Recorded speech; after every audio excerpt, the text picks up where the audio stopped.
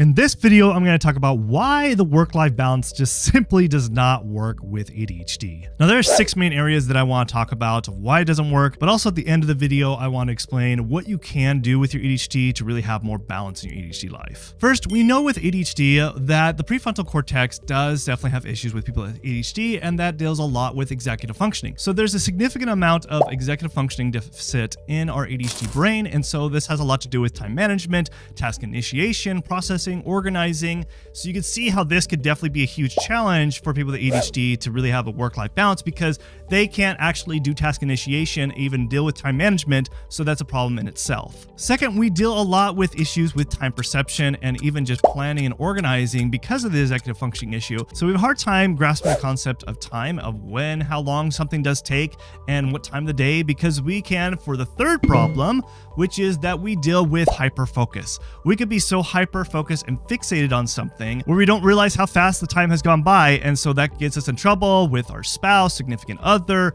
family members, friends, because we are so hyper-focused and fixated on something, and that is another issue.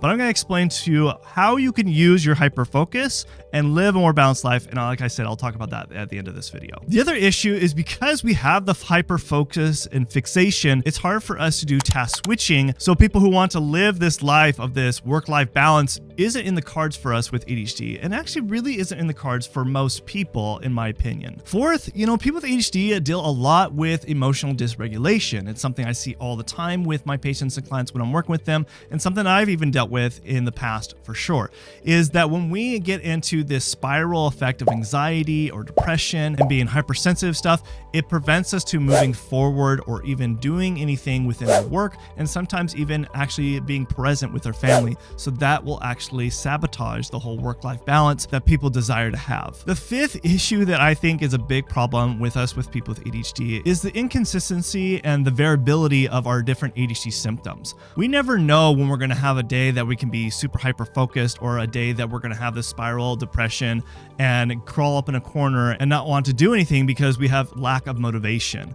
Or we might finally have a burst of energy and motivation. It's just hard for us to have that consistency. So asking us to have that work-life balance is just not realistic at all. Now, those are some of the more obvious ones that you maybe have already heard about, and maybe you haven't. But some of the other non-obvious ones that I see that just get totally missed completely is actually first really identifying the imbalances in your biochemistry and in your brain chemistry. A lot of people don't even think about how your biochemistry really impact what you do at work, what you do with your family, your friends, so that you can have somewhat of a work-life balance. But if you don't address the biochemistry, guess what?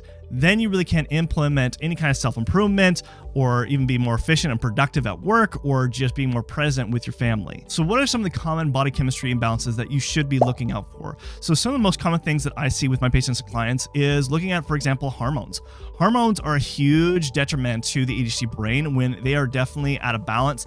Things such as progesterone, estrogen, testosterone, DHEA, even looking at thyroid that can actually present similar symptoms like ADHD symptoms. You just need to make sure that you're testing all these different hormones just to be certain that these hormones are actually not impacting your ADHD brain significantly and presenting other symptoms that you were not aware of that you had. Another big one is definitely looking at your adrenal function. Looking at cortisol levels can definitely impact your energy and your mood throughout the day, and most certainly can make it very difficult to be productive and efficient at work or even be present with family. So therefore it's going to sabotage that work-life balance that you're trying to strive to have. Some other big ones is looking at micronutrients as well as amino acids that actually help build a lot of these different types of neurotransmitters, which we haven't even gotten to, because people with ADHD deal with lack of dopamine or norepinephrine or other neurotransmitters that can be definitely out of balance. And there's several different micronutrients and amino acids that build those specific types of neurotransmitters. By identifying which ones are out of balance can really make all the difference to actually have more of a good levels of all these different neurotransmitters that help us to be motivated and driven and have good quality of sleep and have more energy. Now, another thing that people don't realize is the digestive system is like a second brain. It's so important and critical because a lot of our neurotransmitters, in fact, about 90 to 95% of all our neurotransmitters are actually made in the gut.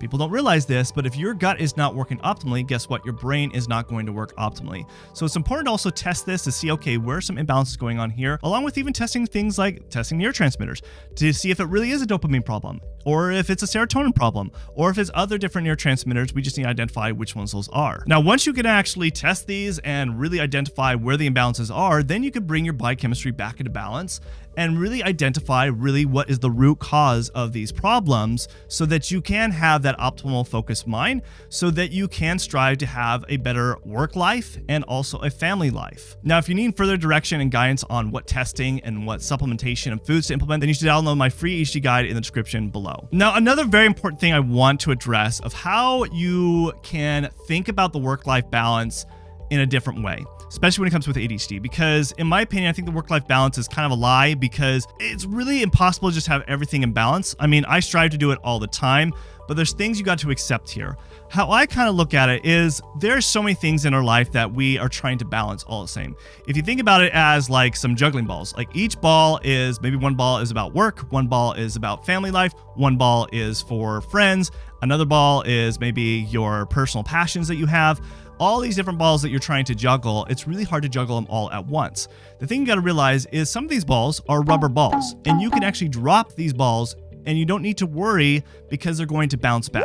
Now, some of these balls might be glass balls temporarily in your life. So maybe there's certain things going on in your marriage that are really fragile at the moment, and you want to make sure you do not drop that ball. And so you need to hyper focus on that. Or maybe that ball is your work and it's a glass ball right now, and you need to hyper focus on your work. But all the other balls are okay because they can bounce, they'll bounce back. So everybody is different, but if you actually understand that concept, I kind of look at it as like, look, as long as you are hyper focusing on one thing, you could always switch back and grab the other ball and hyper focus on that. So what I actually recommend a lot to my patients and clients is, instead of trying to do all the balls all in the same day, is have designated days that you focus on that. That's what I do. Like when I want to do family time, I make sure that I pick a day out of the week that it's all designated to my family, where we go hiking and enjoy nature, that I get to spend all that time, and there's no work actually sabotaging my time for being present.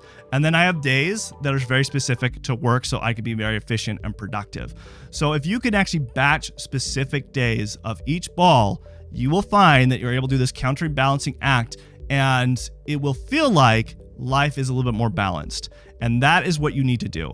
Now, if you are having a hard time really actually implementing a lot of these things and you're struggling, and you need to identify really what the root cause of your ADHD, then you should watch this video next, and where I dive in deep here explaining the root causes, to identify the root causes of your ADHD symptoms and what to do about it. So watch this video next.